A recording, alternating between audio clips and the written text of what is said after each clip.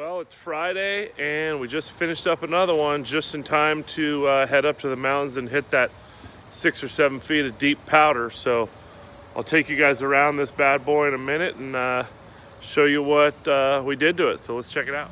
Well, here it is, Cameron's 2020 JL, sitting on 39-inch KM3s and Raceline beadlocks with the Dana Ultimate 60s. So I'll kind of take you for a walk around this thing. Went ahead and installed an S-Pod in this thing. That'll run the lockers, the lights, all the other controls. Starting from the back, King 2.5-inch shocks with clickers. Has our WFO Longarm kit, along with the R-Tech full belly aluminum skid plates. And then our front Longarm right there. And then as you sneak under here, has a King 2.5-inch shocks with clickers as well up in the front. There's a good look at the Ultimate Dana 60.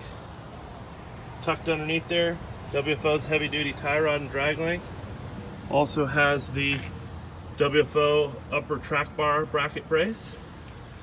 For the front bumper, we went with the Rage 4th front bumper with a 20-inch single row and then pod lights. Xeon winch with synthetic rope. If you take a look right here, have the air chuck for the onboard air. And the ARB compressor is tucked way inside that bumper. A great spot on the Rage 4th bumpers. You work your way around. Has metal cloak 4.5-inch springs in it. Has the Genrite frame mounted rock sliders. And then as you come around to the back, Rage 4th rear bumper with all the backup sensors and rigid lights. And our WFO spare tire delete plate. So overall, just a super clean, nice driving, comfortable JL on 40s. He's headed up to the snow right now. See you.